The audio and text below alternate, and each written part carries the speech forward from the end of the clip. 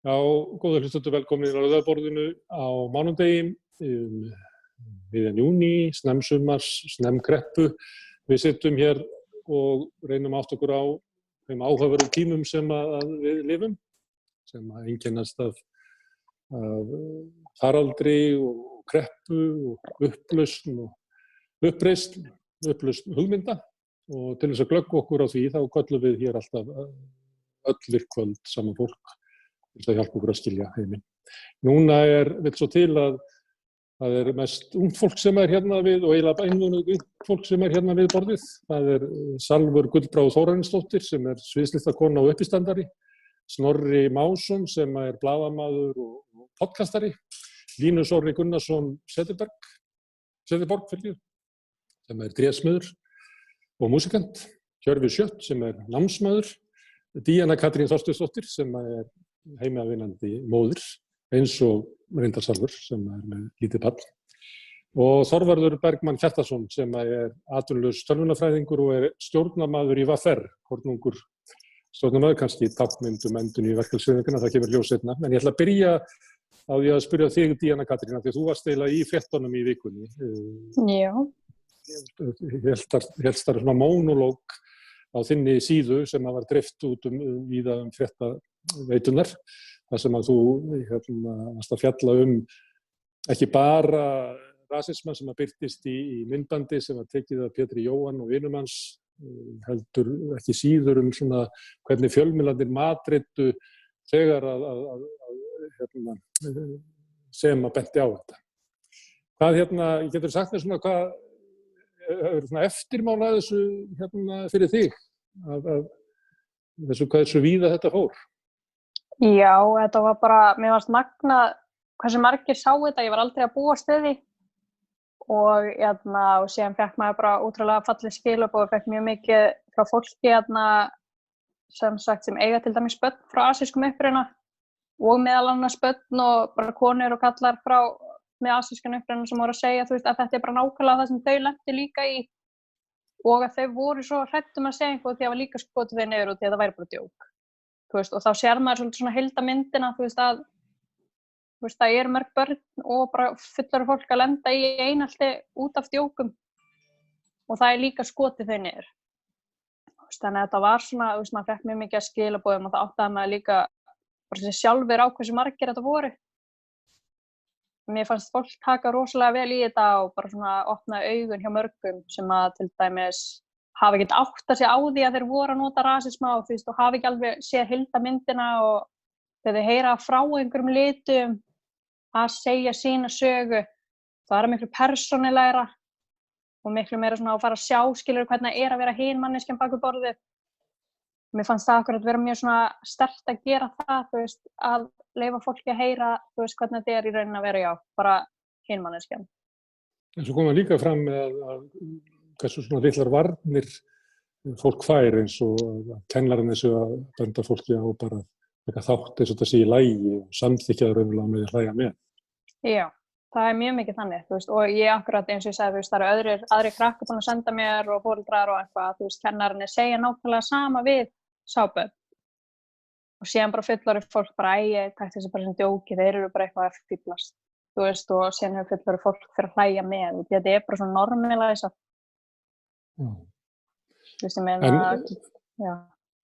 Heldur að sé munur á því hvernig þú upplifir þetta, nú kornung kona, en það er samt einhver ár síðan að þú varst unglingur og barn. Heldur að sé munur á því núna, er breytingin hröð, heldur að sé munur á því hvað fólk var að heyra 12 ára í dag heldur en þegar þú varst 12 ára? Já, eru það skána? Ég er eiginlega að spyrja, eru það skána? Nei, ég myndi ekki segja það, alls ekki. Það er bara, það eru fleiri að stíga fram og segja kannski eitthvað og þá er það náttúrulega bara skotið niður strax, þannig að það er ekki verið að fjalla þetta. Út af því að eins og maður sér bara, Benny Glee postaði svaka story bara daginn þegar rapparinn eða söngvarinn setti mynda sér, við erum með grími fyrir framan asískan strák í Bónus og það var bara þaggað niður á einum degi. Þetta var umræða í 12 klukkutíma max. og það var ekki lengra en þá. Þetta var alveg svona, og þá var fólk byrjað að stíga fram og segja söguna sínar og bara koma fram með, þú veist, að þetta væri rasismi og þetta væri illa gert, en þú veist, þetta, já, eins og ég sagði, þetta endist í 12 klukkutíma og öll svona dæmi þú veist, ekkert með þú veist, langt hérna skjálíf. En varðandi ástandið sem í Bandaríkjunum núna, þessum að Bandaríkjunum svona loka, og það mætti segja það, hefurðu væntingar það að þetta sé kannski það sem að veldur því að þetta verði ekki svona bara uppsótt á netmiðlum í 3-4 daga og svo hverfið það, heldur gæti þetta mögulega orðið til þess að þessi mál myndu hlaðast upp og ná einhverju breytingu? Já, það akkurat eins og Black Lives Matter í þú veist, Bandaríkjunum. Mér fannst það vera geggjuð opportunity, skilur, til að koma þessu fram og bara fullkomin tímasetning út af því það eru bara, þú veist, allir að posta og það eru allir að tala þetta og það eru allir að standa upp fyrir þessu og síðan sama fólki að gera djók af einhverju sem er rasismi gagnvart okkur. Þú veist, að láta fólk átta sig á því að það fara að standa upp fyrir þessu, statti þá upp fyrir hinu líka, því þú getur ekki verið að standa upp fyrir rasismi gagnvart einu en ekki hinu, því þá ertu bara ennþá sami rasisti. Þú veist, þetta er bara þess vegna fannst mér svo gott og því fólk er að fræða sig, fólk er að lesa þetta, kommenta, posta, þá getur það í rauninni ekki verið að fara á móti það sem við erum að segja út, því það er bara að standa upp fyrir nákvæmlega sama bara gagnvart einhverjum öðrum. Þannig að mér fannst þetta bara fullkomið tækifæri til að loksins hafa þessu umræðu lengri, þú veist, það sem er í gangi hér, ekki það sem er í gangi, þú veist, bara í Bandaríkjunum. Því það er ekkert mikið sem maður getur gert þarna úti, þú veist, nema náttúrulega að dreifa upplýsingum, en hér á landi, þú veist, að breyta allavega einhverju hérna. Snorri, þú ert blaðamaður, heldur að séu breytingar á því hvernig er fjallað rasisma á Íslandi núna en bara fyrir ári, 2 árum, 3 árum, heldur að athyglin sem að þessi mál vekja, eða fréttir af Bandaríkjunum vekja út allan heim, geti svona þroskað umræðuna hér? Sko, já og nei, ég held að það sé erfitt ennþá að bara eins og ég bara verið í vinnunni síðustu vikur og bæði að skrifa þetta tiltekna mál og náttúrulega Bandaríkin, sko. Og það er náttúrulega, þú veist, það er ein rétt leið, en það er náttúrulega líka margar réttar leiðir. Ég meina, þú átt væntanlega taka stöðu með réttlætinu, en það er náttúrulega líka erfitt bara að feta það alltaf alveg rétt, sko. Það er náttúrulega alltaf einhverju sem óánægð með þig. Ég held að í flestum miðlum, sko, þegar Péturs Jóhanns myndbandi hafi svona farið á flug á samfélagsmiðlum, þá hafi orðalagið verið einmitt þetta að hann sé sakaður kynþáttafordóma. Það er fyrirsögnin, það er ekki, þú veist. Og sem Erla sakjar það, þannig að hún er eiginlega gerandinn í málinu. Einmitt, og það hafði nú bara verið einhver umræða aðeins fyrir þá viku einmitt svona fyrirsagnir, að bara, þú veist, fyrirsögnin og frétta.ru sé að það sé ásökun rasisma. Ég held, sko, á sama tíma og það væri auðvitað æskilegra að vera beinskeyttari í fyrirsögnum, þá er þetta náttúrulega líka bara leið fréttamanna til að verja sig frá, sko, distansera sjálfa sig frá umræðunni og segja bara þessi er að segja þetta þennan, skilur, ég er ekki að taka afstöðu og hverjum finnst afstöðuleysi fréttamanna, þá er það náttúrulega líka bara eilíft vandamál, hvar hann á að staðsetja sig í umræðunni, sko, og ég held að sé mikil viðleitni hjá íslensku fjölmiðlafólki til þess að fara réttum höndum með þetta. Og ég held að rétt umræða og bara svona róleg, ég segi ekki róleg umræða, en svona bara einhver yfirveguð kritík það hvernig við skrifum þessi mál, bara muni þoka miklu í rétta átt, sko. Og sömuleiðis líka bara að fólk sé brjálað. Ég held að, þú veist, að fólk sé brjálað yfir fréttinni sem hún skrifar, það bara kemur þér alltaf í einhverja svona stöðu og veldur því, ég meina að það var líka mikil umræða hérna daginn bara til dæmis fréttir sem kom á mbl.is notkun n-orðsins. Í einhverjum tilvikum þá hafði viðmælandi farið sérstaklega á leit að orðið væri birt í þeirri mynd sem það var birt, þess að það var stafað út n-orðið bara innan gæsalappa. Þar fór bara fram mjög lífleg umræða hvað væri rétt og hvað væri rangt. Ég held að þetta myndi aldrei sést í bandarískum fjölmiðlum. Þetta sést ég sá þetta bara líka í dönsku blaði í, þú veist, berlínskri núna að þetta var stafað út eins og þetta var gert hjá okkur sitt síns hverjum, sko. En ég held að sé mikil viðleitni fyrir hendi til þess að gera þetta rétt, sko. Það er flókið, getur verið flókið að gera rétt í skökkum heimi. Ég meina, þú hefur ekki alveg viðmiðanirnar og oft verður það tilhengi svo að þú ert að reyna að miða við að skakka og einhvern tímann þurfa fólk að taka ákvörðun það annað hvort gerir þetta svona hægt og rólega, reynum að aflaga hérna skökku mynd eða við bara rífum okkur upp á rassinum og gerum þetta allt öðruvísi. Já, og það er náttúrulega líka sjónarmið, en þá er náttúrulega spurning sko hvaða öfl standa baki fjölmiðlum sem keyra slíka byltingar út. Ég meina, við vitum bara hvernig íslensk fjölmiðlaumhverfi lítur út. Ég meina, það eru kannski bara það ekki ritstjórnarstefnu helstu fjölmiðla Íslandi að keyra út slíka byltingu, en hins vegar held ég sko að bara starfandi blaðamenn sem eru bara á gólfinu að skrifa fréttir, þau eru bara öll að vilja gera til þess að gera þetta rétt og skrifa. Ég meina, það voru 100 mismunandi leiðir sem ég skrifaði held ég það hvernig George Floyd var drepinn. Þú veist, stundum var fólk brjálæði yfir að hann hafi dáið í höndum lögreglu, stundum var fólk brjálæði yfir að hann hafi verið drepinn af lögreglu, vegna þess að sko, ef þú segir það sem raunverulega rétt í málinu, að hann var drepinn í höndum lögreglu, eða drepinn af lögreglu, lögregla drap George Floyd, hvernig svo var það. Ef þú segir það sem rétt, þá getur líka gert ráð fyrir því að það komi gagnrýni úr hinum átturum, og þetta eru oft valdamiklar áttir. Það sem að kemur íhaldsam gagnrýni sem segir, hey, hættu að segja sannleikann, og ég held að það sé líka eðlilegt að blaðamenn, sko, ungi blaðamenn eða whatever, sem eru réttsinnir, að þeir kvekkist við slík viðbrögð, sko. Það var valdamiklum áttum líka, sko. Hitt eru uppreisna áttinu, það er eiginlega auðveldara að sópa henni af öxlinni, sko, myndi ég segja, sko. Það var annað mál sem var núna í fjölmiðlum nýlega, landamæra eftirlitsbíllinn, og þar var á rúv.is frétt þar sem að var gefið lögreglumanni tækifæri til að tala þetta og hann segir meðal annars þá hnippum við í þá og ýtum þeim út og segir við erum að stöðva bíla með rúmunum og albönum. Þetta finnst mér miklu frekar að vera típist fyrir íslenska fjölmiðla.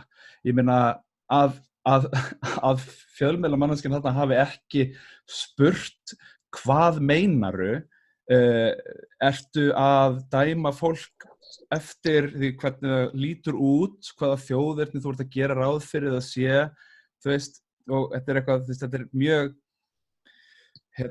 algeng orðræði með lögreglunar, þeir tala pólverja bíla og svona, og það að fréttamaður sem er að taka viðtal við lögreglumann landamæra eftirlit skuli ekki spyrja og ekki setja neinar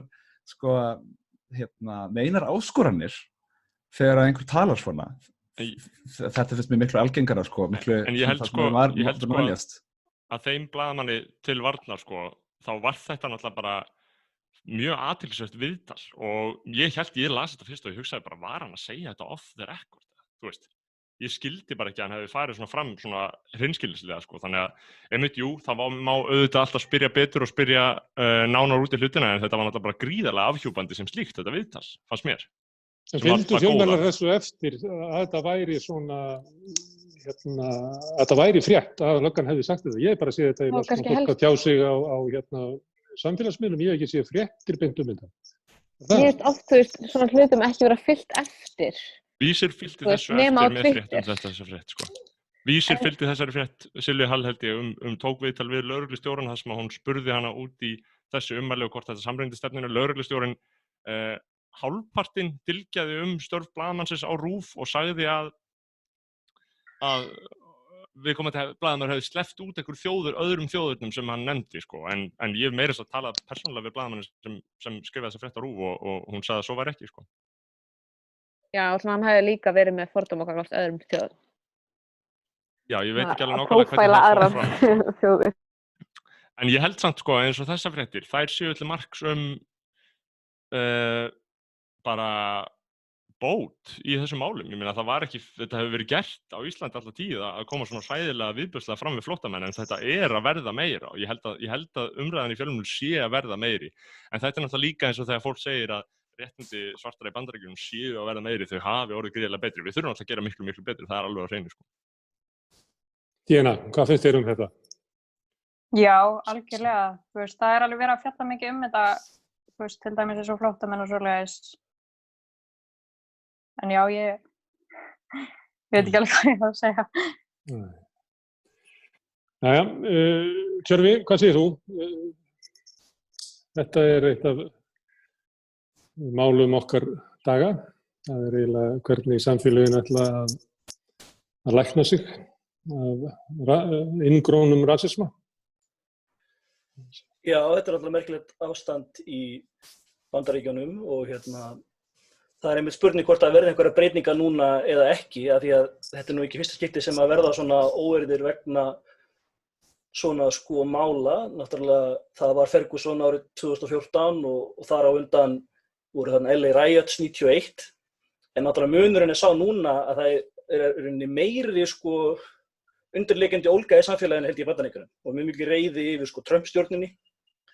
Þannig að þetta vissulega öðruvísi núna en þetta var 2014 og fyrr og þetta virðist alltaf vara þetta einhvern veginn djúpstæðara þessi ólga og reiði þetta auðvitað ekki bara út af máli George Floyd sem auðvitað mjög sorglegt mál, heldur þetta núna að blossa upp alveg bara út af þessum undirliggjandi málum sem hafa verið lengi.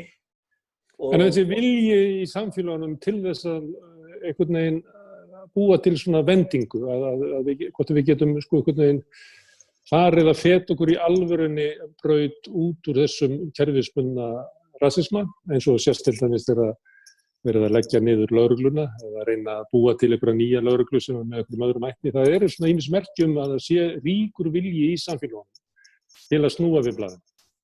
Þetta ekki alveg eins og áður að því leyti. Það sterkari undiralda og meiri vilji fyrir lengra inn í almenna umræðu. Þetta því leyti stærra mál. Hefur þú trúað því að það endist, að þarna á bakvið sé raunverulegu vilji til þess að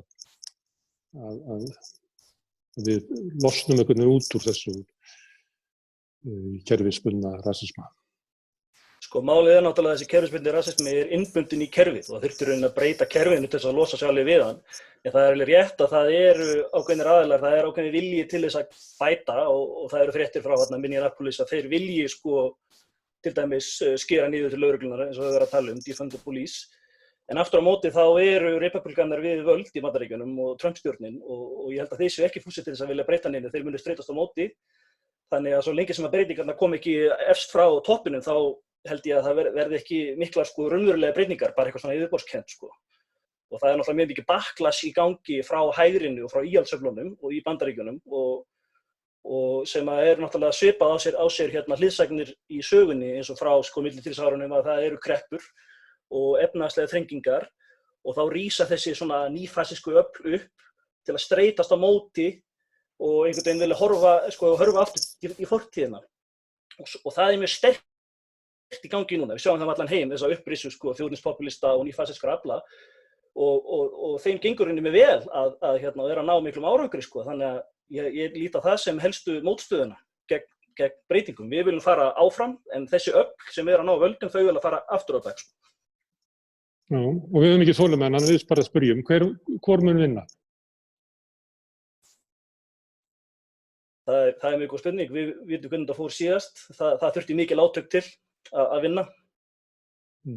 Það þarf ekki til að vinna. Þetta getur líka bara dáið út. Án þess að einhvað sé einhver niðurstaða í konfliktinum. Þá vinna þeir sem vilja óbreytt ástand. Jú, það alveg rétt hjá þér. Ég hugsa svolítið til Búsó og hvað margir upplifðu mikla möguleika þegar að það stóð sem hæst og fólk var einhvern veginn farin að virkilega ímynda sér eitthvað annað Ísland og svo var bara tilkynnt að það væri kosningar og þá bara búið og allir fóru heim og voru fullt af fólki sem leit í kringum sig og bara var það þetta sem við vorum að berjast fyrir? Að hafa kosningar eitthvað 2 árum fyrr. Var það þess vegna sem við vorum að þessu? Mér finnst að finna þetta sem kallað búsáaldabyltingin. Þetta var bara stjórnin fór frá og nýja kosningar. Er það bylting? Það alveg viljandi að segja bara búsó. Já, nákvæmlega Mér finnst skondið að kalla þetta byltingu, en þetta kallað bylting þegar að stjórn segir af sér og búið til nýja kosninga. En þá velti fyrir mér hvað gæti komið þannig í Bandaríkjunum og mér dettur eiginlega ekkert í hug sem að stjórnaröflin, ríkisvaldið getur boðað sem að fær fólk til þess að friðþægjast. Já, samt alveg, Já. Mér finnst áhugavert að þið séu, að tala að defund the police. Mér finnst það eitthvað svona mjög framúrstefnulegt með Bandaríkin. Ég bjóst alls ekki við að það er búið að tala í Minneapolis að það eigi að gera eitthvað svoleiðis. Svo veit maður ekkert hvort það gerist. En mér finnst líka, þess að fyrir Ísland bara áhugavert að geta farið inn í þessu umræði. Mér finnst alls svona konsept og hugmyndir svona eiga aðeins meira brautargengi strax núna sem áttu það ekki bara fyrir mjög stuttu. Bara eins og það að vera eitthvað annað en með hlutverki lögreglunnar á Íslandi hefur alltaf verið mjög tabú. Mér finnst því svona aðeins meira vera hægt að ræða það, að setja spurningamerki við hlutverk lögreglunnar, valdbeitingu lögreglunnar núna en var hægt bara fyrir mánuði síðan. Þannig ég er svona að vona að það geti breytt einhverju. Já. Og svona við erum að setja meira spurningamerki á það. Ég held einmitt að sko, þessi umræða fer í gang hjá okkur held ég fyrst og fremst á Twitter eins og við höfum verið að segja á samfélagsmiðlum og einhver raunveruleg umræða gagnrýni á lögregluna en sko áður en ég myndi eitthvað segja meira það þá er ég líka að hugsa sko einmitt í þessum eins og sem varst að spyrja Smári hvort það sé einhver raunveruleg vilji til breytinga í Bandaríkjunum þá stór efast ég það og kerfið vill alls engar breytingar og ég held líka að það sé svolítið problematískt að hvaða sko stöðu Trump fær í þessu öllu saman af því fólk tala náttúrulega hann sem stóra vandamálið sem ég held að sé bara mjög fjarri sannleikanum, ég held að það sé miklu frekar bara stjórnmálakerfið þarna í heild og demókratar þar alveg, ég myndi aldrei segja jafnslæmir en samt á sama sauðahúsi og að demonisera Trump út í hið endanlega eins og allir liberal vestrænir fjölmiðlar gera það bara þeir hugsa ekki annað en að Trump sé vandamálið. Það held ég líka sem mjög varhugaverð nálgun sko. Ekki að hann sé ekki stór hættulegt afl sko. En þrátt fyrir það sko. Hvað segirðu? Sko ég er ekki að láta þess að Trump sé upphaf og endir vandamálsins. Hann er auðvitað bara einkenni af undirliggjandi vandamáli. Og vissulega sko liggur vandinn að miklu leyti hjá kerfinu sjálfu og eins og segir demokratar og þetta corporate establishment í Bandaríkjunum er ekkert mikið skárra. En málið er að Trump er birtingarmynd sko á svona nýfasísku backlash sem að gerist oft í sögunni eftir sko kreppur og þegar verður mikið svona efnahagsólga og þetta eru öfl sem vilja fara aftur til fortíðarinnar og eru authoritarian vilja sko herða vald yfirvaldsins og draga úr þessu svona liberal gildum sem þessir liberals sem allir eru alltaf að tala fyrir sko. Og þannig að ég tel það sko að þegar að þeir komast til valda eins og í gegnum Trump þá er ennþá erfiðara að koma á breytingum af því að sko liberal miðjan í Bandaríkjunum hefur ekkert voðalega mikið fylgi, popular support, þessi nýfrjálsíska sko elita, þetta nýfrjálsíska order það er búið að missa sitt legitimacy sérstaklega bara eftir hrunið 2008 og þess vegna sko rísa svona öfl eins og Trump og hann er mjög mikið fylgi, hann er með popular support sko til þess að viðhalda kerfinu á svona öfgafullri hátt heldur en sko fyrra kerfi sem var miklu meira svona kurteisislegra sko. Díana talaði og var svona væntingar það að þessir atburðir í Bandaríkjunum myndu koma hingað og verða til þess að við getum svona lagað í okkar þungarði. Ég alls ekki gera lítið að fólk eigi að vera að hugsa það sem í Bandaríkjunum. Mér langar aðeins bara að halda okkur aðeins heima og Þorvar, þú ert í verkalýðshreyfingunni, Þorvar, í stjórn AFR. Kerfisbundinn svona rasismi, hann er í gegnumgangandi í gegnum allar stofnanir, hann er á vinnustöðunum og öðru slíku. Gætirðu trúa því að þessir atburðir eru til þess að verkalýðshreyfingin myndi til dæmis horfa til þess að vernda fólk á vinnustöðum fyrir rasisma eða mismunun á grundvelli uppruna? Er það til í verkalýðshreyfingunni? Hefur hún hugsað það? Að það sé einhver svona stefna eða vilji til þess að vernda fólk eftir uppruna. Já, eins og gert gagnvart kynjum? Jú, í rauninni, maður hefur alveg séð það allan í orðræðunni nýlega þegar hefur verið að tala eins og sérstaklega bara konur af erlendum uppruna í virkilega láglaunastörfum og ég hef heyrt margar sögur af því þegar atvinnurekendur eru bara svona virkilega markvíst að brjóta á erlendu fólki og með alls konar hótanir eða þeir kíkja til stéttarfélagsins og ég hef meira að heyrt af konu sem var fengin til að vinna sem yfirmaður bara með það markmiði að fólki sem hún stjórnar sé bara í rauninni bara fólk sem á ekkert skilið að vera farið fram við eins og manneskja. Tilraun til að taka upp þrælahald með einhverju búti. Já, þannig séð. Bara það er ekki þess virði að gefa erlendu fólki sömu réttindi og við höfum og það, maður upplifir að sé svona eiginlega svona inngróð inn í þetta einhvers konar bara svona fyrirlitning. Að fólk af erlendur uppruna það bara ágeða sama skilið. En ég finnst ekki eins og ég hef séð mikið gerast en ég hef heyrt mikið talað þetta og mann svona líður eins og hjól séu að fara í gang en maður þarf einhvern veginn bara svona að sjá hvað verður úr því. Já, þú kemur inn á eitt svona sem svolítið sterkt í íslensku samfélagi. Það svona hugmyndin þetta við. Við erum eitthvað og það bara hluti af landsmönnum sem tilheyra ekki þessu við. Það ekki að segja allir hugsi svona, en þú til að vísa til hugsunar það að þú að fara vel með starfsfólkið, koma vel fram við fólk, en svo sumt fólk sem þú þarft ekki að koma vel fram við og það eru útlendingarnir. Já. Og það er hægt að túlka þetta á tvenna vegu. Það er hægt að ímynda sér að kannski þetta einmitt bara pælingin einmitt bara við og við viljum gera gott fyrir fólk sem eins og við og slæmt fyrir fólk sem okkur þykir ekki jafn vænt en það er líka hægt bara að hugsa þetta á þann hátt að náttúrulega fyrirtæki reki í hagnaðarskyni það náttúrulega bara gefur þér eins lítið og það kemst upp með. Og þegar þú ert með innflytjanda, kann kannski ekki almennilega íslensku, þá getur þú komist upp með miklu verra heldur myndi gera við Íslending. Bæði þá út af því að það ekki jafn margir sem að þessi aðili getur talað við og af því að þeir viti ekki endilega hvaða réttindi þeir hafa eða að þeir hafi yfir höfuð einhver til þess að leitast til. Og þetta geti alveg eins verið jafn mikill drifkraftur í þessum brotum á fólki af erlendum uppruna. Þannig að sá sem vill græða, hann fer eins langt og hann getur gagnvart öllum og það vill svo til hann getur farið lengra gagnvart þeim sem ekki skilja málið og hafa ekki félagslegt net til þess að vernda sig á Íslandi. En það getur líka verið að þetta sé svona byggt á rasisma og útlendingaandúð. Já, náttúrulega. Spila saman.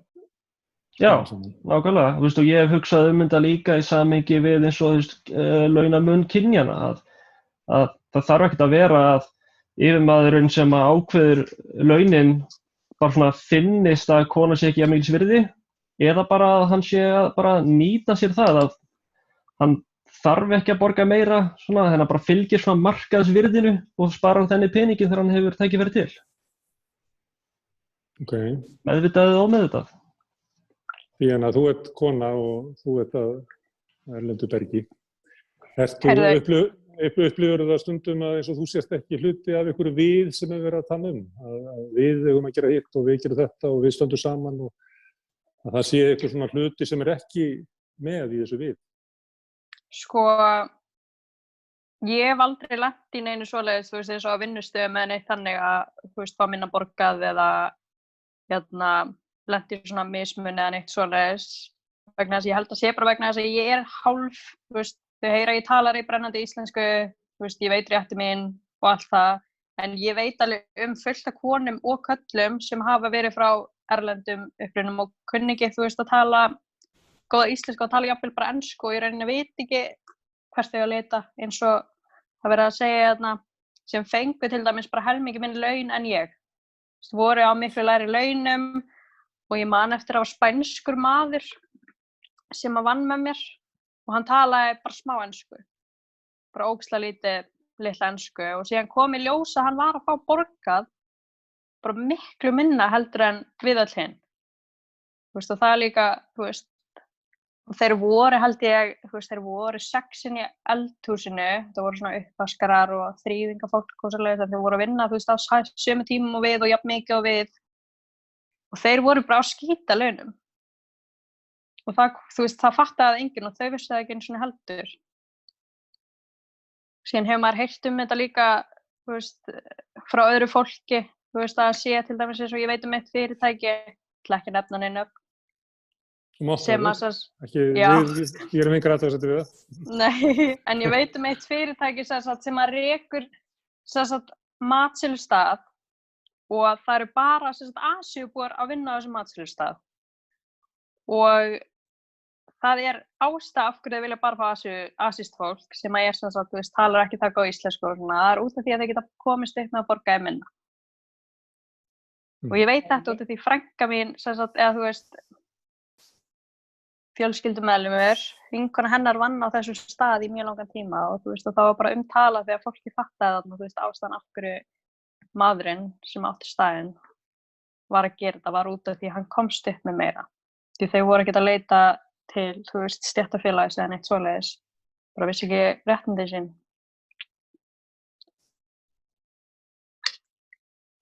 Já. Hvað segir þau hérna? Ekki nóg með hversu, ég meina, hversu lítil meðvitund já, til dæmis einmitt eins og þú segir í þessu tilviki, réttindin gagnvart vinnuveitenda og ekki nóg með það, hversu lítil meðvitundur það bara meðal íslensks ungfólks, þú veist, sem bara alið upp í einhverju algjöru búblu, það hefur ekki hugmynd hvaða, þú veist, ég veit ekki hvað vinnuveitandi má, hann í rauninni bara gengur algjörlega yfirleitt bara alveg yfir alla með af fullum krafti, en svo eðli vinnuveitenda sem vill bara hámarka arðsemi fyrirtækisins, en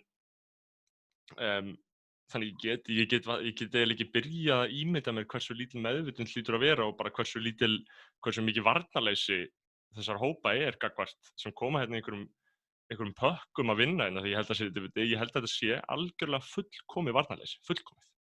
Og það náttúrulega bara hlutverk stéttarfélaganna að grípa algjörlega inn í af frumkvæði í þessum málum, skilur, sérstaklega ef þetta fólk að greiða til stéttarfélaganna, þá þurfa þau náttúrulega bara að vera, sem ég náttúrulega ég hef ekkert enga gríðarlega umfangsmikla þekkingu á því hversu miklu leyti þau gera þetta eða hversu mikið bolmagn þau hafa til að fylgja svona málum eftir að eigin frumkvæði, en það þarf náttúrulega bara að vera algjörlega þar, af því að þetta ekki að fara að koma frá starfsfólkinu, sko. Já, ef þú ert ekki héðan og átt, þú veist, ert ekki með tengslanet og allt það, þá náttúrulega líka miklu meira í húfi. Að ef það er að brjóta þér, þú kannski þekkir ekki kerfið, veist ekki hvaða afleiðingar það getur haft ef þú sækir réttin, ef þú talar við stéttarfélagið. Þannig að margir eru frá löndum þar sem að ef þú talar við stéttarfélagið, þá getur þú verið rekinn. Sem á ekki vera tilfellið á Íslandi, en er það auðvitað, Og getur mist húsnæðið á sama tíma og getur óttast að jafnvel vera að vísa úr landi og þetta er fólk sem náttúrulega rosalega veikstætt og kannski ekki jafnvel út að viti rétt sína. Það var ekkert víst að það geti raunverulega notaðan gegn einum sterka fyrirtækja. Ég get alltaf kvartað við stéttarfélagið mitt eða sagt eitthvað beint við yfirmanni minn, því ég veit að í versta falli þá get ég alltaf flutt aftur heim til mömmu. En ef maður hefur ekkert þannig bakland, þá náttúrulega svo mikið í húfi og þá fólk sættir sig við alveg hörmulega hluti.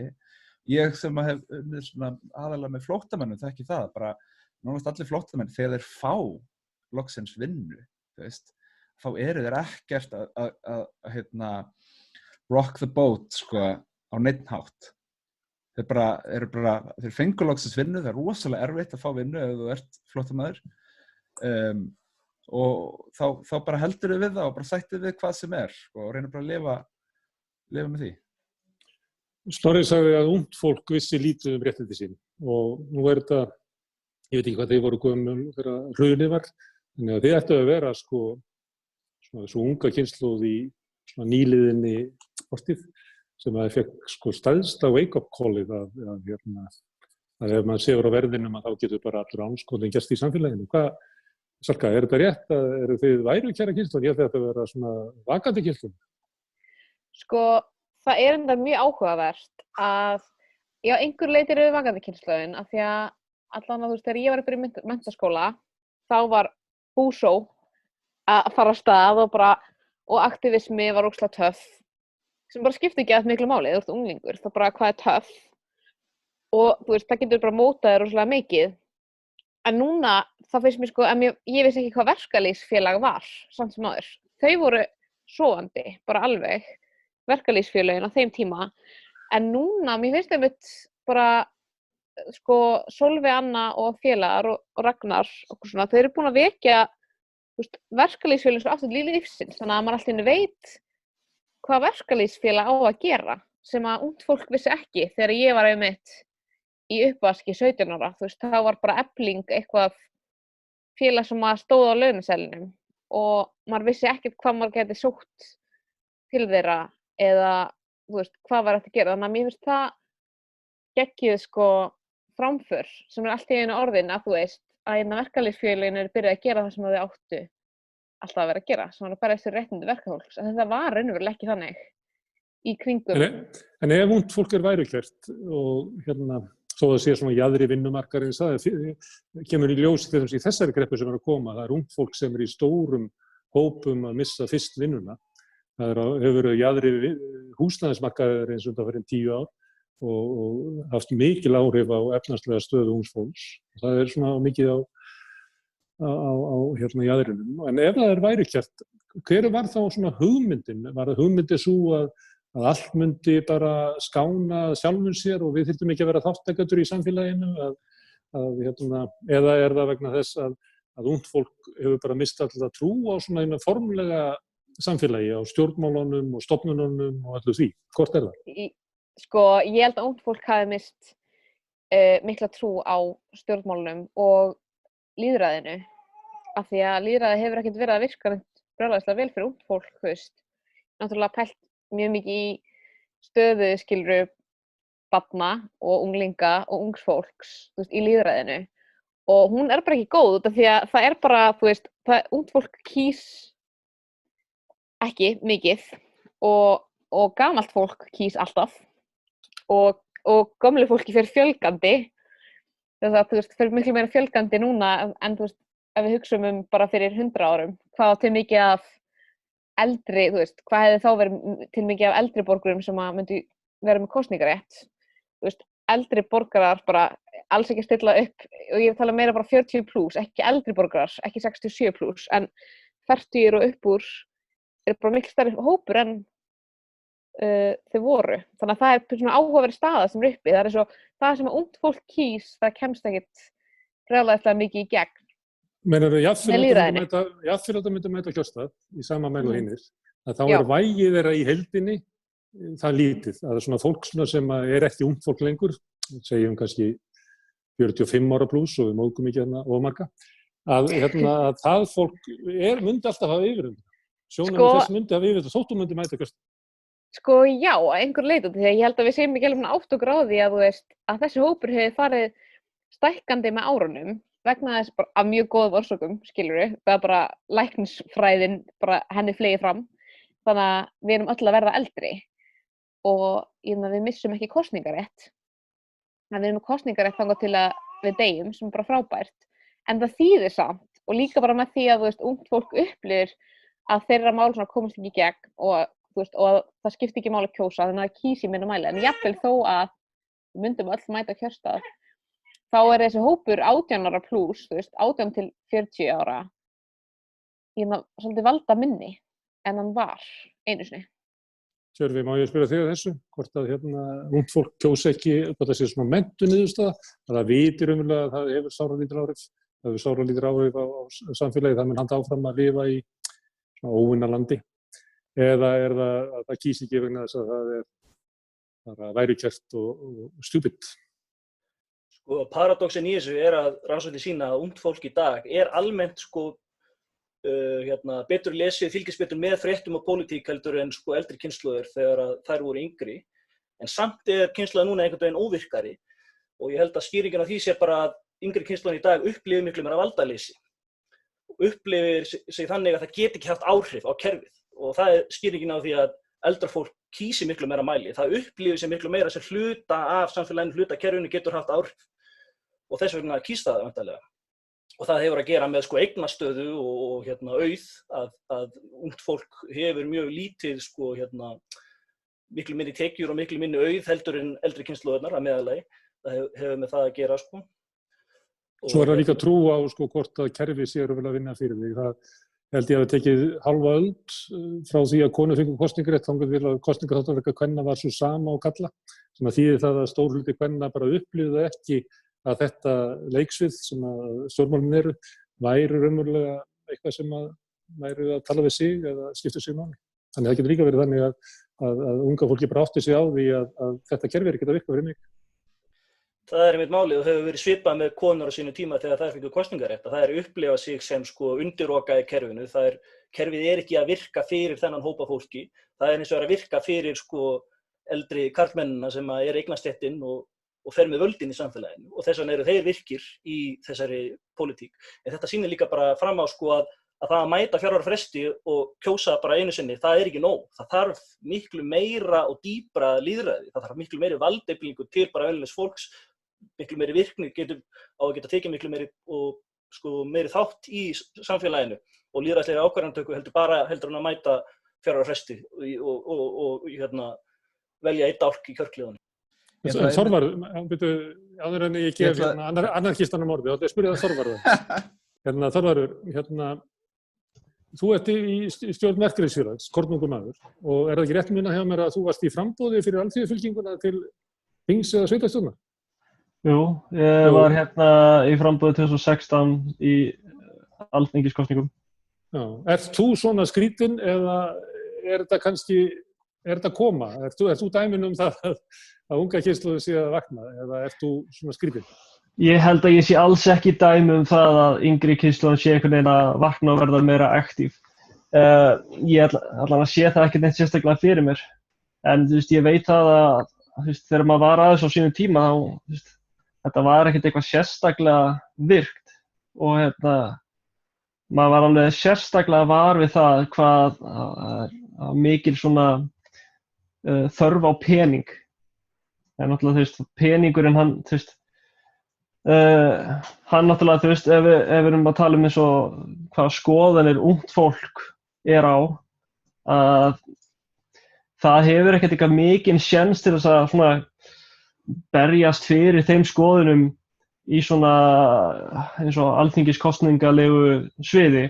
Það er náttúrulega ef við bara tökum allt eldra fólki í eitt bunka, þá náttúrulega eiga þeir miklu meiri pening sem þeir geta eytt í að fjármagna flokka og auglýsa og eyða í allt það sem þú þarft að gera til þess að ná kjöri. Þannig að ég sé það greinilega sem bara svona kerfislega mismunun á þessu, að þetta er basically þannig að því meiri pening sem þú getur mokað inn í þetta, því betur gengur þér. Hvernig er þetta rétt að þessa skekkju? Hvernig er hægt það? Hvernig getur ungt fólk rétt við þessa skekkju lagað valdaleysi sitt í samfélaginu? Ég svo sem ekki með einhverja góða lausnaði. Ég held að í rauninni bara það eina sem dettur í hug er bara það að ungt fólk þurfi að vera mjög virkt þótt að það virðist virkilega svona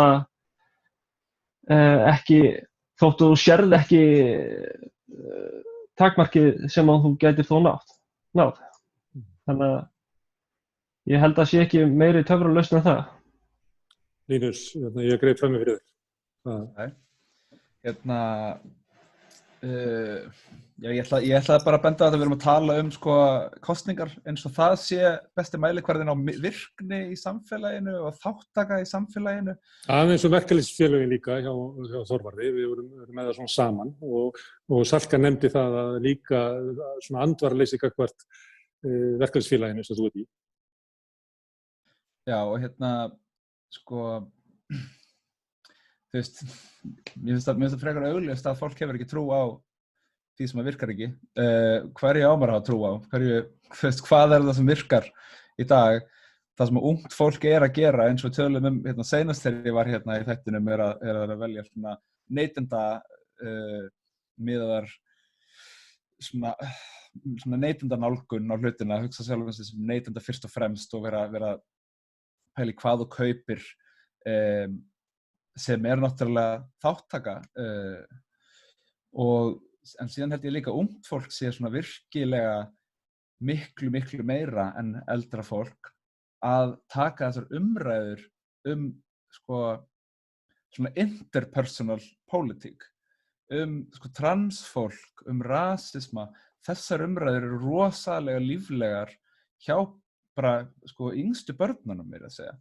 Ég hef unnið í grunnskóla og hlustað á 9 ára krakka tala rasisma og vera sko tala sko, orðaval og bara mjög flókna hugmyndafræði sem að margir fullorðnir hafa engin tök á og þor ekki að sko, samræða sem þor ekki eiga. Þannig að segja Salka er rosa spennt að segja eitthvað.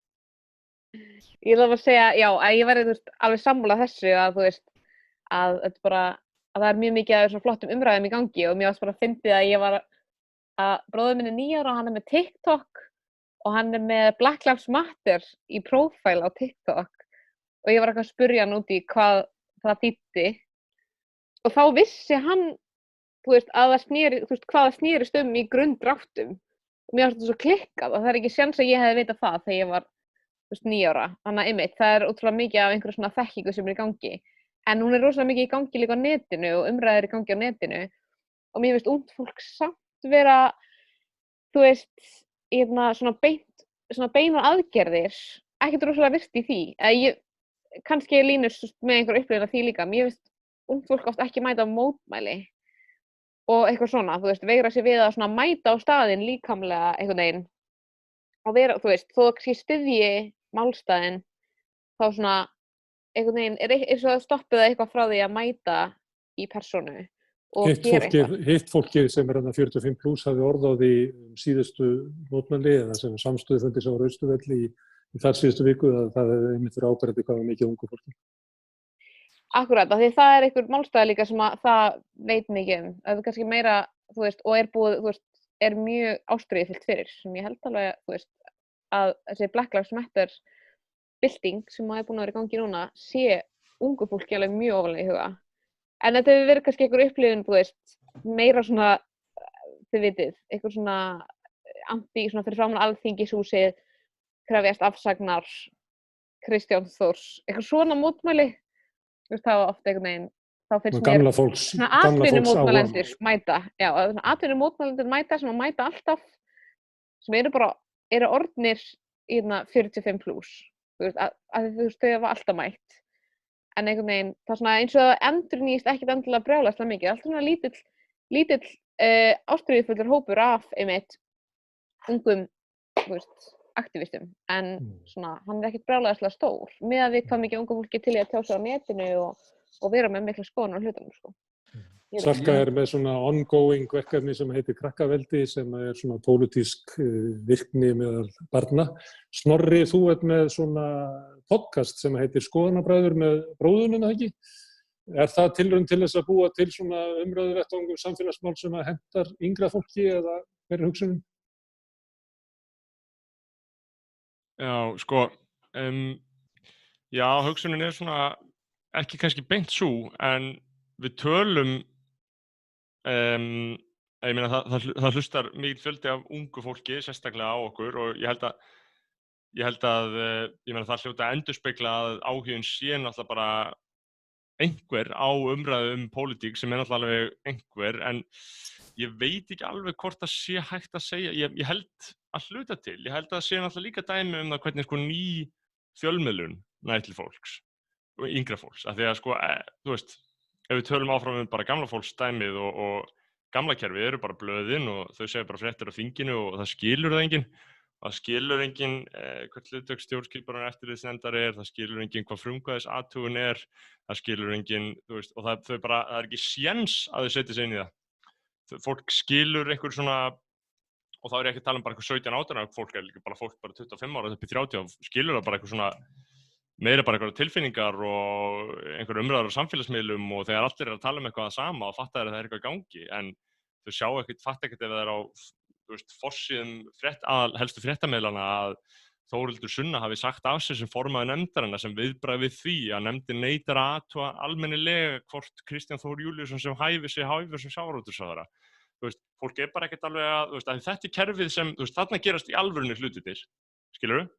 Það er nota orð sem eru útilokandi til þess að fólk sé ekki að setja sig í það, þú ert að segja það. Þannig það Já, eiginlega... ég meina hvort það sé, ég veit ekki hvort það sé endilega gert náttúrulega af ásetningi hvers og eins sem gera það, en þetta kerfi ekki aðgengilegt fyrir unga fólki, við getum sagt það. Og það eru augljóslega hagsmunir, þú veist, það eru augljóslega mjög gott fyrir ríkjandi kerfi að það sé svoleiðis, en þú veist, þegar þetta orðað bara útskýrt, bara analítísk umræða pólitík eða samfélagsmál eða hvað sem þá fólk bara algjörlega tilbúin til að hlusta og hefur mjög mikinn áhuga, sérstaklega líka þegar gert með húmor en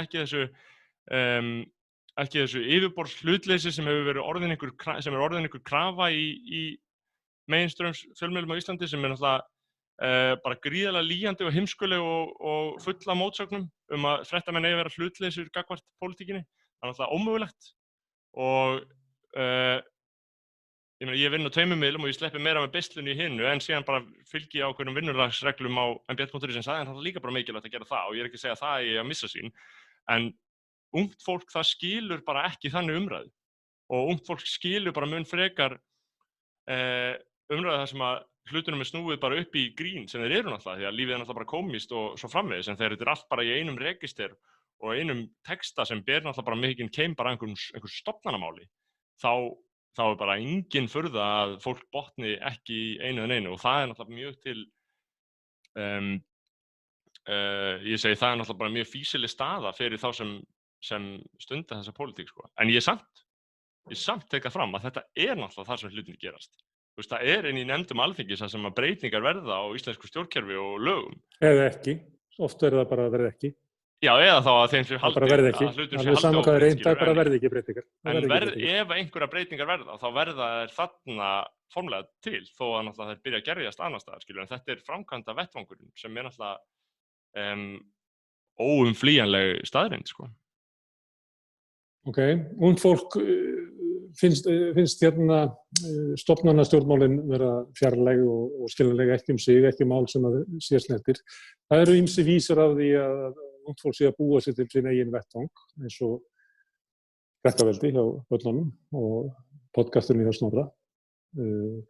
Þáttöku Díönu í umræðinni þar sem að hún ávarpar raunverulega landslýð bara eins og nota sömu aðferðir og Donald Trump eiginlega. Bara ávarpar bara beint fram í öllum miðlum. Það líka, já. Já, Svaka? Ég vildi bara segja að það svo áhugavert því að mjög svona ákveðin straumhvörf verða í að þessi umræðar oft komið upp.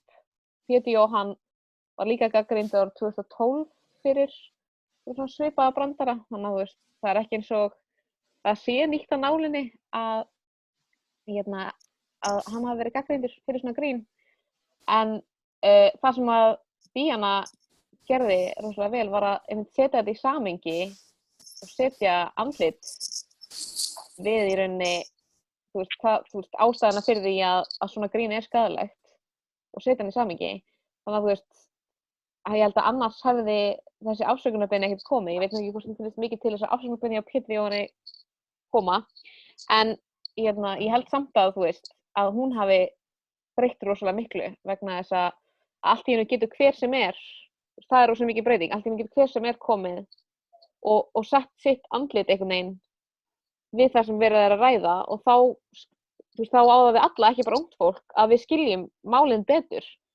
Ég skildi betur að hvernig þessi upplifun væri og það setti það í samhengi fyrir mig af hverju, hvað gerir svona brandari, líka bara sem einhver í uppistandi, bara einhver svona brandarar, hvað áhrif hafa þeir, hver ábyrgð okkar, þetta gjald sem við erum tilbúin að greiða því það eru margir sem koma og segja, ég má ekki gera grína, kommentakerfin segja, má ekki gera grína hverju sem og kemur hann svona blaður. Þú mátt kannski alveg gera það, en það eru einhverjar afleiðingar. Það eru afleiðingar að því að þú gerir svona grín og komið svona brandara sem að Díana setti í samhengi fyrir okkur. Ég vildi bara koma að, mér finnst það bara flott. Takk æðislega.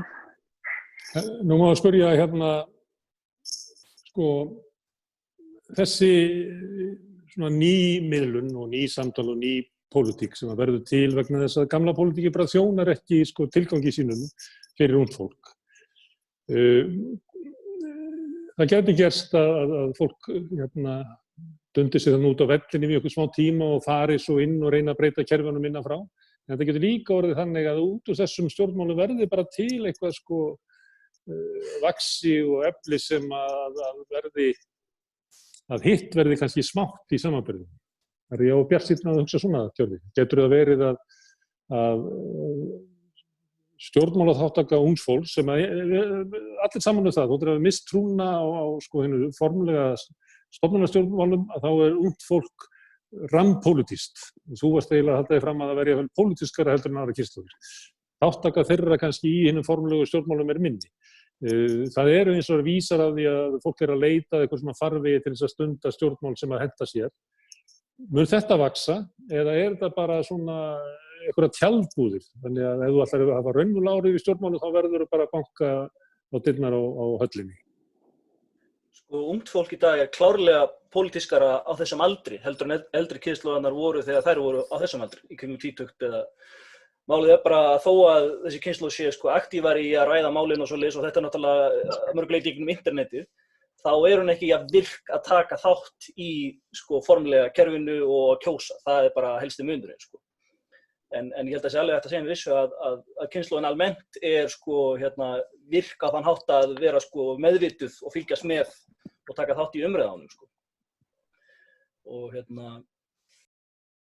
Já, ég held að þó að stjórnmálaþáttakan sé mjög dræm og ég held að sko jafnvel þó að fólk sé kannski aktíft á samfélagsmiðlum og svo framvegis og hafa einhverjar hugsjónir og svo framvegis, þá hefur það engan farveg til þess að sko gæta svona hagsmuna sko. Við höfum séð eitthvað þetta hjá, mér finnst aðeins hafa verið að færa upp á skaftið þarna hjá Landssambandi stúdenta í háskólanum. Þau eru svona búin að vera aðeins að rata inn í umræðuna með alls konar yfirlýsingum og brellum og einhverjum svona trikkum bara til þess að komast inn í fjölmiðla. Ég meina það er bara einhvern trikk sem þú beitir, skilurðu.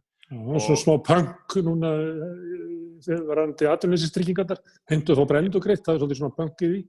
Já, einmitt eitthvað svona punk í því og þetta svona eitthvað sem vekur athygli fjölmiðla og ef það fólk í herbúðinu sem kann þetta, þá náttúrulega gerist eitthvað. En ég meina, ég velti því fyrir mér, ég meina það er alls konar hópar, ég meina eins og ferðaþjónustan, skilurðu, þetta er fólk sem hefur fagmenn í vinnu fyrir sig til þess að gæta en ungt fólk ekki með fagmenn í vinnu til þess að gæta sinna hagsmunum. En akkur ekki ungt fólk að brjálast yfir því að barir séu enn lokaðir klukkan 11 þegar ég persónulega lendi í þarna algjörum millibils ástandi þar sem næturlíf Reykjavíkur er mjög nauðsynlegt fyrir mitt líf af því að ég fer ekki heim á partí svona frá 20 til 28 og fer fólk ekki heim á partí og ég myndi alveg vilja að einhver væri bara í fjölmiðlum á hverjum degi að væla yfir þessu.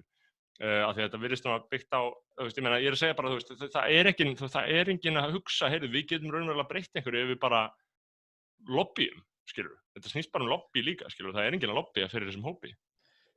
En druslugangan til dæmis er rosalega gott dæmi eitthvað sem ungt fólk hefur gert til þess að hafa rosalega mikið áhrif fyrir sína eigin hagsmuni og hefur algjörlega sniðgengið allar stofnanir til þess að, eða allt yfirvald til þess að sko krefjast sinna réttinda en þeir eru bara að gera það, alveg óháð einhverjum stjórnmálum, stofnunum, eru bara að krefjast, einhverja virðingar og draga línu í sandinn. Stofnunarstjórnmálin er svolítið að teygja sig inn í druslugönguna, ég meina Dagur B. Eggertsson lýsti yfir að hann var í drusla. En það er samt líka bara hluti af, það byrjar alltaf hjá, þessum skipulegjendum sem hafa alltaf verið bara ólaunaðir, bara tekið þátt af einskærum áhuga og núna er hún kannski fyrst að færast inn, af því að til dæmis var María Rut sem var skipuleggjandi druslugöngunnar, hún var síðan ráðin til innanríkisráðuneytisins til þess að skoða alla verkferla þegar kemur að kynferðisbrotamálum. Þannig að hún hefur seiklað inn í stjórnsýsluna, og valdið alvöru breytingum, en það er mjög gott dæmi held ég svona nýja leið ungs fólks inn í kerfisbreytingar, Og ég held að það sé líka ástæðan fyrir því að ungt fólk er að mæta Black Lives Matter, vegna þess að þetta er svona svipað attitude, þetta er bara, við erum að krefjast einhverja breytinga og alveg óháð, hvernig yfirvaldi ætlar að bregðast við því. Má ég spyrja þig að þau eru að tala um það að ungt fólk í dag sé svona pólitískt, þótt að finni kannski ekki baráttu sinni svona farveg. Upplifir þú það líka að ungt fólk í kringu þig sé almennt svona fullt af réttlætiskennd, fullt af vilja til þess að bæta samfélagið en kannski finni ekki farveginn? Já, ég þekki alveg marga sem eru þannig, en ég persónulega, ég sjálf, þú veist, og vinkonur mínar, þú veist, ég er rosalega, ég er ekki alveg í pólitík, þótt ég svona, þú veist, ég les alveg mig og allt það, en þú veist, ég veit rosalega lítið svona með allt svona stjórnir og allt það. Það er mega sanns.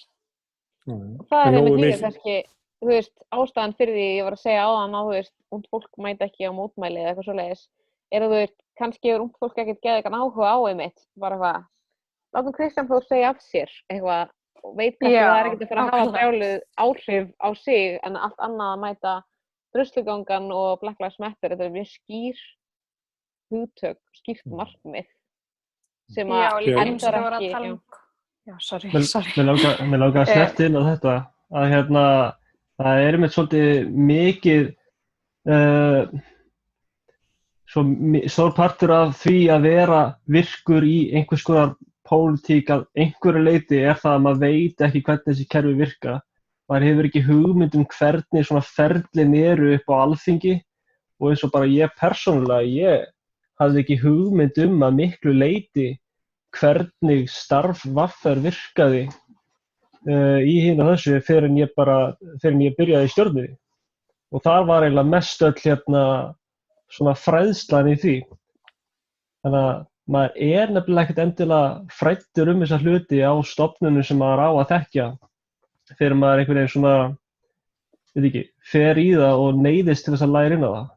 Og þetta er bara svona stór hlutur sem þarf að lagast.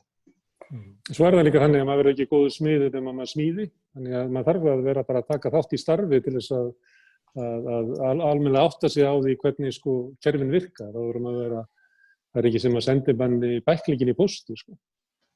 Nákvæmlega, og til dæmis þegar kemur á VR, það er ekki erfitt að komast inn í þetta því að þú veist, virkni er eiginlega bara sorglega lág, þannig að bara ef þú hefur áhugan til þess að mæta á félagsfundi eða þú veist, bjóða þig fram í trúnaðarráð eða eitthvað henni, þá er bara virkilega líklegt að þú komist að og komir þínu fram.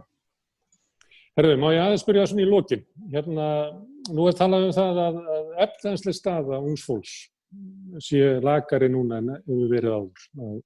Ég nefndi þetta áður hann með að vera jaðri vinnumarkaðins, jaðri húsnæðismarkaðins. Ungt fólk núna í meira mæli að missa vinnuna þegar það kreppir að og annað slíkt. Mér langar að spyrja ykkur, er þetta svona? Eru þið kynslóðin fyrsta kynslóðin síðan í Íslandssögunni síðan sko allavega fyrir 1874 sem að hefur það mögulega lakara en kynslóð foreldra ykkar á sama aldursbili? Ég held það alveg tvímælalaust og þetta er líka alþjóðleg þróun, þetta er svipað í Bandaríkjunum og í Evrópu og verður þetta að mörgu leyti sko niðurstaða nýfrjálshyggjuvæðingarinnar sem að hósta upp á 1980.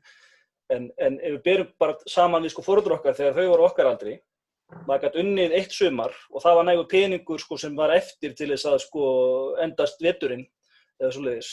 Í dag sko peningur sem þú færð fyrir sömu vinnu nýtist í miklu minna og það er náttúrulega aðalega sko húsnæðiskostnaður, leiguverð og bara kostnaðar á öllu sem hefur farið svo mikið fram úr launatekjum. Að sko launin hafa orðið svo mikið eftir á meðan allar annar kostnaðar hefur farið fram úr og þar með rýrnar kaupmátturinn, rýrnar lífskjörin. Og já, okkar kynslóð er kannski svona svo fyrsta sem að verður alveg fyrir barðinu á þessu sko. Snorri, hefur þín kynslóð lakara heldur en kynslóð foreldra? Sko, ég á erfitt með að trúa því að bakslagið verði, já sko, ef við tölum bara vegna kórónuveirunar, ertu ekki að hugsa svona fyrst og fremst bara í ljósi? Þetta var náttúrulega umræða sem var búin að vera í gangi í svona 10-15 ára áður og svo bara eins og margt kórónuveirun svona, hún kristallar allt í henni verður allt svo skýrt og þetta er eitthvað því sem verður mjög skýrt. Já, stéttaskiptingin, aldursskiptingin. Já, ég meina, það eru bara, þú veist, mjög erfiðar aðstæður framöndan veit ég meina, þú veist, það er bara þú veist, ef við lítum bara til þess að, þú veist, og þá fer maður aftur að tala skilur, við tölum stofnanaleg hugtök, ég meina, halli ríkissjóðs bara að fara í hálfan milljarð, skilur, eða meira, og þegar ástandið slíkt, og þegar það kikkar inn í einhvern veginn umræðuna, þá erum við náttúrulega ekki að fara að sjá, þá erum við augljóslega að fara að fá bara mjög mikið bakslag í öll þau kerfi sem að halda utanum, skilur, okkur. Þannig ég held að það muni algjörlega valda því, en ég bara hef engar forsendur til þess að meta nákvæmlega sko hvort að kynslóðin okkar muni hafa að verra. Það auðvitað gaman að slá því fram sko, en ég sjálfur bara, þú veist, ég hefði það gott að ég geti heller ekki, þú veist, metið það sjálfur sko. Ég eiginlega frekar að spyrja ykkur hvort að þið hafið tilfinningu fyrir því, hvort að svo sé sagt. Nú náttúrulega strax orðið þannig að það búið að bjóða námsmönnum verið að tala þú veist, að búið til einhver störf fyrir námsmenn í sumar sem að ég er náttúrulega ekki námsmaður lengur, en það virtist vera þannig að það væri verið að bjóða þessu tveggja mánaða sumarvinnu, en sumarið 3 mánuðir, þannig að leiðu þú ert ekki með laun í 1 mánuð, þá ertu búin að setja það í ákveðna gildru, vegna þess að þá taka yfirdrátt upp á, þú veist, minnstakosti 200 skall til þess að geta borga leigu og áttu eitthvað mat. Þú veist, 200 skall bara mjög bjartsýnt. En já, þannig að það strax, sú aðgerð að leyfa námsmönnum ekki fara atvinnuleysisbætur og bjóða þeim 2 mánaða sumarvinnu, ekki öllum, þú veist, strax einhver svona aðgerð sem að tengist kórónuveirunni beint, sem að hefur mjög svona hlutfallslega stór og slæm áhrif á ungt fólk. Vegna þess að setja þau í fátæktargildru. Sorry, já. Eitt ég geti bætt við án þess að ég ætla að láta gamminn geisa eitthvað frekar þetta, en sko svona frambúður náttúrulega líka verður áhugavert að því náttúrulega húsnæðismálin hafa verið náttúrulega svo risastórt vandamál, hérna allavega svona sér íslenskt vandamál, bara það sem að leigumarkaðurinn bara allt og stór og algjörlega ómögulegur fyrir fólk. Núna þessi hlutdeildarlán sem eru boðuð, við eigum bara eftir að sjá hvernig þau virka, ég veit bara ekki hvaða dyr þetta mun opna, en þetta 20% eign ríkisins í húsnæðinu basically, þannig að þegar þú selur húsnæðið þitt aftur, þá áttu að gefa þeim aftur tilbaka 20% og bara til þess að útskýra það, þá þetta sérst raunverulega bara að fara að gerast að ríkið mun þá útvega 20% af greiðslu íbúðarinnar, bankinn lánar 75 og þú leggur út 5%. Ég held að þetta sé sirka svona og þetta bara leið ríkisins til þess að, já, ég veit að ég sé ekki alveg í gegnum það hvað gæti verið slæmt við þetta eða hverjir gallarnir gæti verið, umræðan bara komið mjög stutt í þessu, en og ekki allar upplýsingar komið fram, það til dæmis ekki alveg ljóst hvort einhver finni nýbyggingu íbúð sem að þeir undir þessi mörk sem eru þarna, það sé nú ódýrt. Það er líka sem eftir að koma fram, en þetta lofar góðum einhvers konar vilja stjórnvalda til þess að ná bara til þess að byrja með bara að koma böndum á þær aðstæður sem fólk í sko. Já, sem eiginlega að veita þessari kynslóð svona leiðréttingu á vissan hátt. Línus, hérna, hefur kynslóðu þín að svona lakara efnahagslega heldur en kynslóðu foreldrana? Er það tilfinningin? Sko, það dýrasta sem ég hef nokkuð að borga fyrir var bíllinn minn og það næst dýrasta sem ég hef nokkuð að borga fyrir leiga mín í hverjum einasta mánuði. Það bara, leiga mín étur launin mín, þú veist.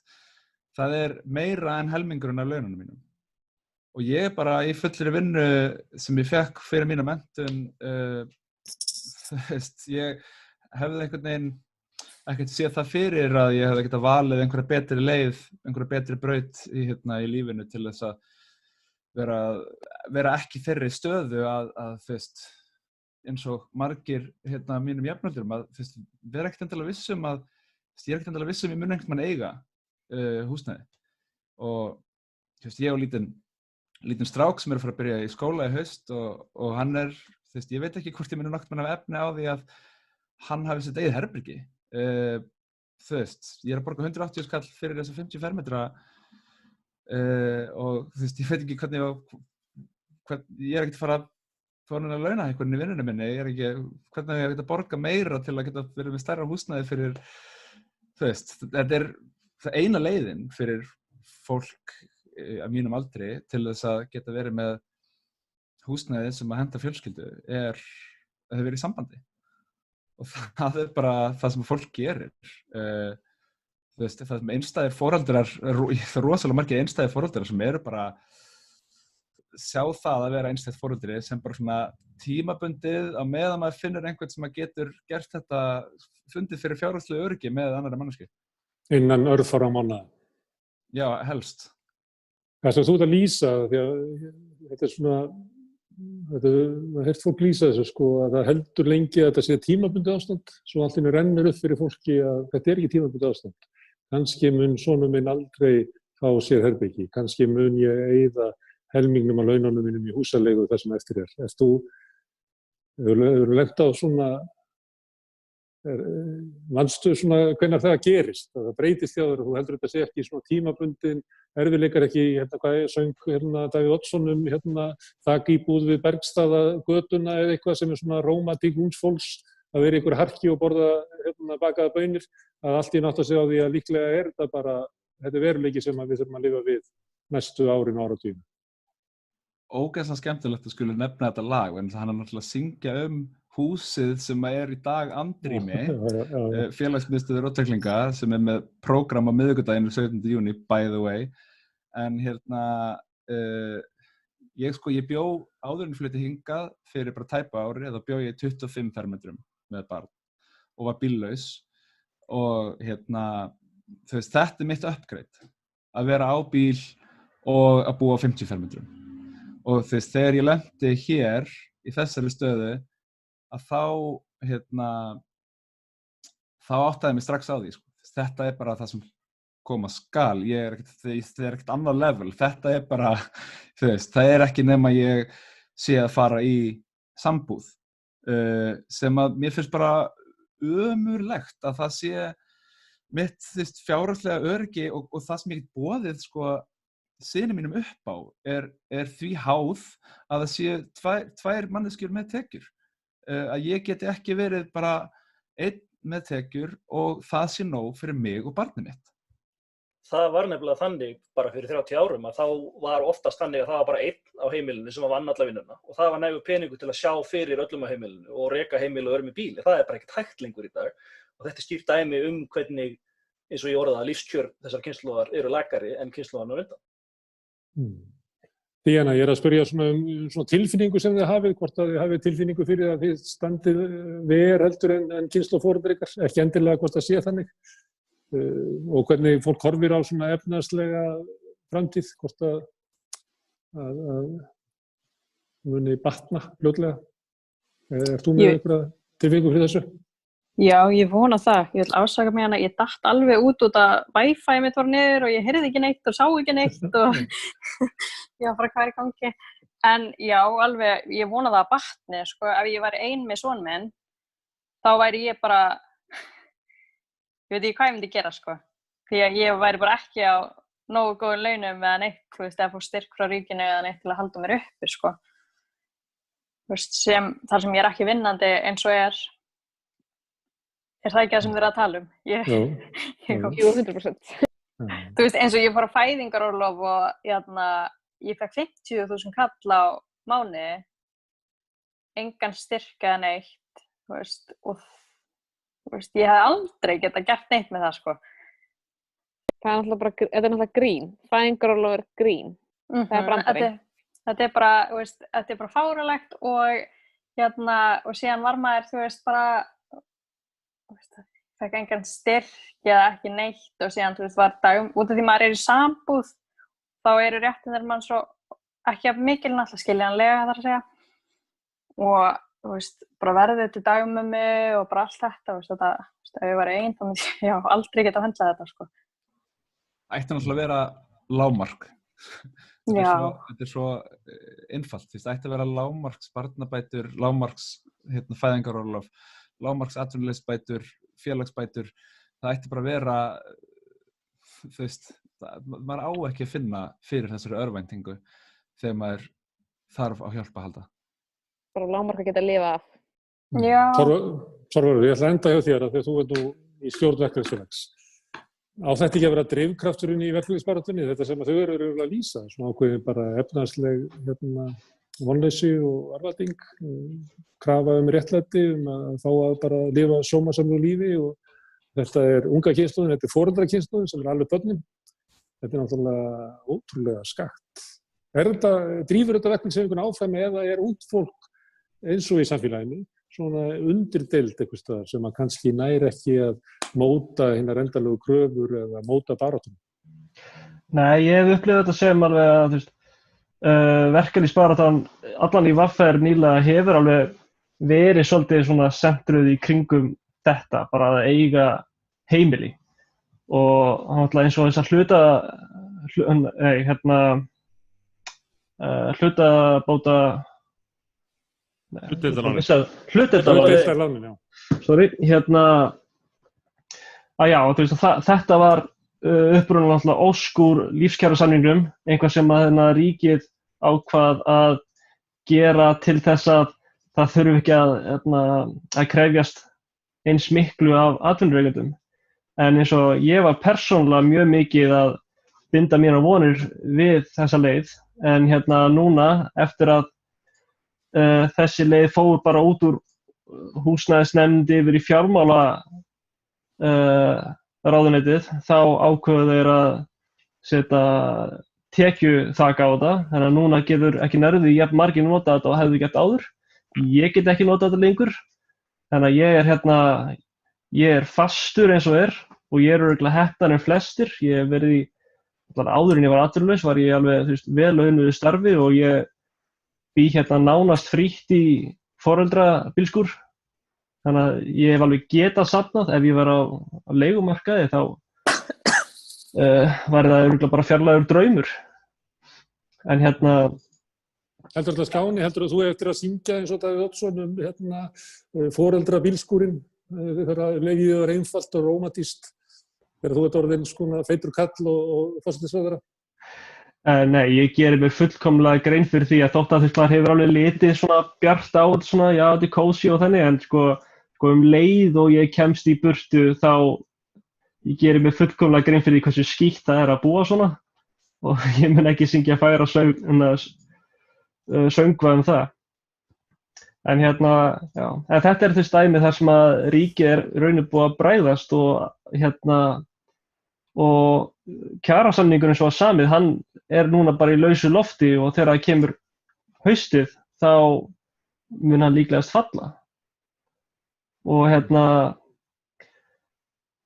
ég skil ekki af hverju að það þarf að eins og setja þessi tekjumörk sem þeir settu inn á þetta, sérstaklega út af því að þetta er gert eftir breskri fyrirmynd, þar sem basically sama leið var gerð í Englandi og Skotlandi og þar með áratuga reynslu, þar sem reynslan svo að ríkið græðir pening á þessu. Út af því að íbúðir hækki í verði, þannig að þegar þeir fá þetta borga tilbaka, þá eru þeir að fá þetta tilbaka með tekjum. Þannig að það virðist vera bara hugmyndafræðilega ástæða að ríkið eigi ekki að hjálpa of mörgum. Þá geta fólki, ég þakka ykkur kærlega fyrir spjallið í kvöld. Sjálfur Guðbrá Þorvaldsdóttir, Snorri Másson, Línus Orri Gunnarsson Setiborg, Tjörfi Sjött, Díana Katrín Þorsteinsdóttir og Þorvarður Bergmann Kjartason. Þakka ykkur kærlega fyrir áhugaverð spjall, fróðulegt að hlusta á okkur og hlustendum þakka ég fyrir að hlýða á okkur. Rauðaborðið, það er þetta nálgast það á Facebook og líka á YouTube og það alveg að höra þetta, þannig að það er líka þetta ná í það á helstu podcast veitum. Það gerist bara í nótt eða í fyrramánuð og ég hvet ykkur til að fylgjast með því og eftir munu fylgja aðrir þættir sem á samstöðunni, Hinn Reykjavík og Öryrkjaráðið og seinna meir Kotin heim sem nú komið í sumarleyfi. En svo á næstu dögum og vikum á fara að búast við að fleiri þættir verði til. Hvet ykkur til að fylgjast með því og takka aftur fyrir að gefa okkur tíma. Sjáumst á morgun klukkan 8. Takk fyrir.